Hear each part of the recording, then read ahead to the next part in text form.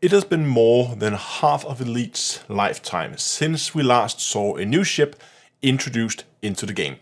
So I thought, let's help Frontier along with the creative process and come up with some basic ideas for new ships that could potentially be added into the game. Now I've come up with a number of different ships that I could see could add some value to Elite Dangerous, and also a slight reconfiguration of the whole classification of ships as we have them today. But first, a very brief history lesson. February 2018 started a new era in Elite Dangerous, where Frontier started a series called Elite Dangerous Beyond.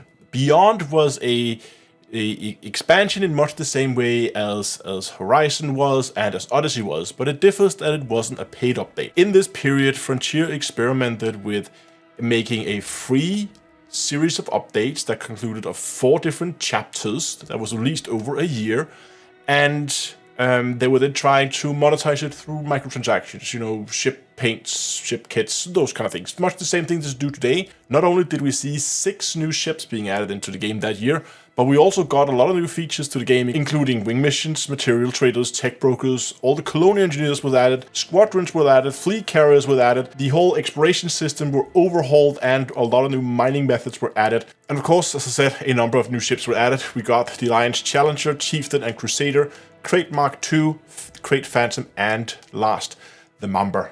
So after the end of the Beyond series of updates in December 2018, we were up to 14 small ships, 15 medium ships, and 9 large, and that is where we stand today. The first area of Elite Dangerous that I feel is underserved is racing. There exists ships in the game that works as racing ship. You can make them go fast. While a lot of the ships are very multi-purpose, they all have like one thing that they excel at. But no ships have racing as the thing it does, really. So I think this would be one of the first places where I would go in and begin to build some ships. I mean, we already have a gate system in the game. You might not know this, but there exists a system in Elite Dangerous today that you can go and play right now, where you basically take a ship and you fly it from gate to gate to gate to gate. It's part of the tutorial. It has never been moved beyond the tutorial, which it's baffling to me. It seems so straightforward that when we already have this gate system, make a few racetracks in the main game. Make it a historical and lore thing that this racing league has been started, and they're added like 3 different tracks. So to support this type of gameplay, I think 3 new small ships would be in order.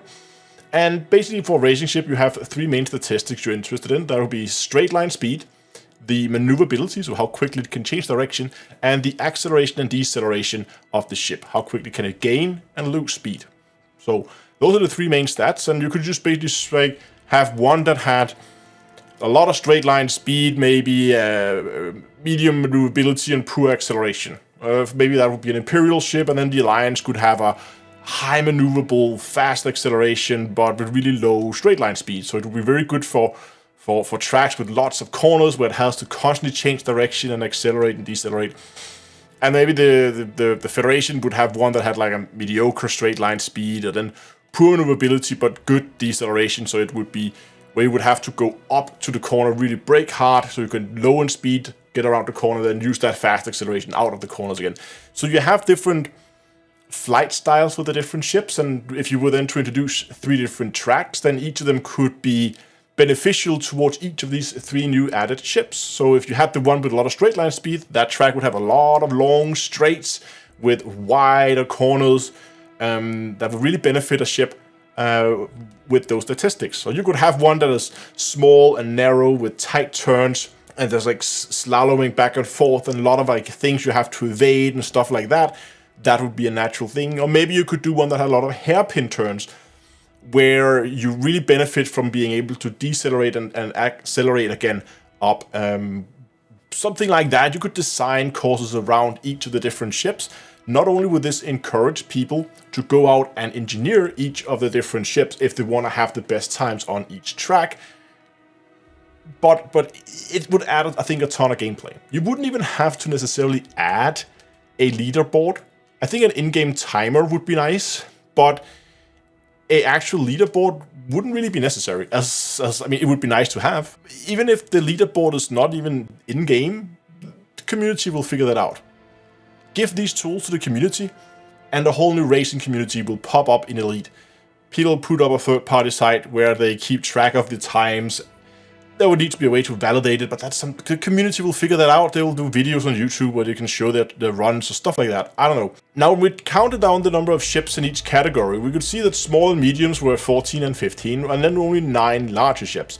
So I figured it would also be in order to add a new large ship. Now, we have good transport ships. We actually have multiple good transport ships, Type 9, technically the Type 10, and the Cutter.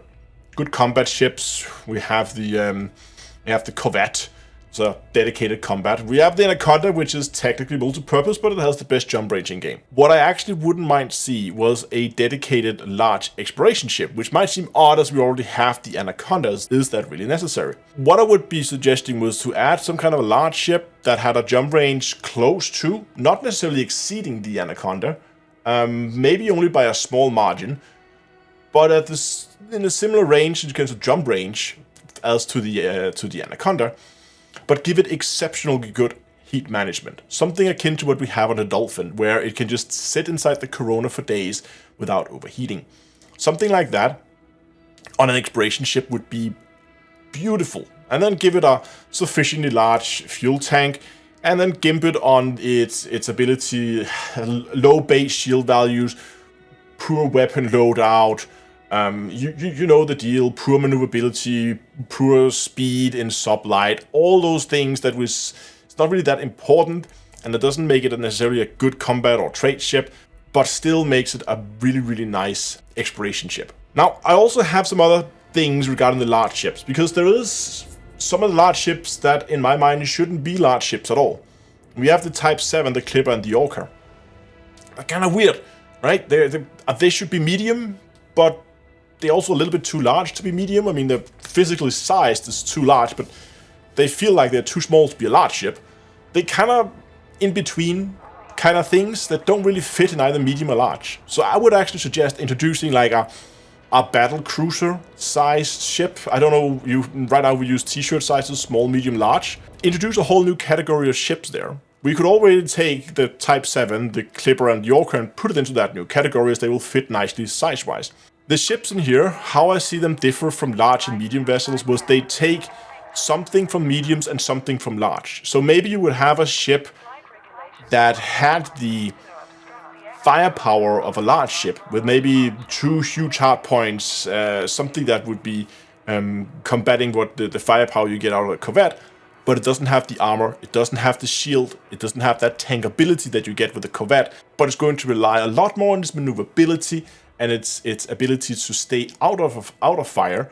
Not only do I think this is something the PvP community would absolutely love, but I can also see it being a fun thing to take out if you want to go out and do some PvE combat. You don't want to gimp yourself on DPS, but you still want to have something that's a little bit more fun to fly in these big, heavy, slow, loggy ships that we are so used to flying these days. And you could keep making up ships in this category where you take like one thing from large ships and one thing from medium ships and you smack it together. You could go in the opposite direction, say you have like the tankability of a large ship and the maneuverability of a medium ship, so it would be super agile, super tanky, but weapon damage would be low. Maybe like down to low, medium class side of damage output. Something like that, if you just want to make something that's super tanky. I don't know. Now, if you were to add a new ship into Elite Dangerous, what would it look like? What kind of statistics would you like to see? Would it cover a new profession, or would it just elaborate on an existing one? Post your ideas in the comment section below. And while you're at it, consider subscribing to the channel and share this video around, so maybe if you're lucky, Frontier will see it and consider giving us players some new ships and not just the Thargoids. Thanks a lot for watching, and until next time, I'll see you guys in space.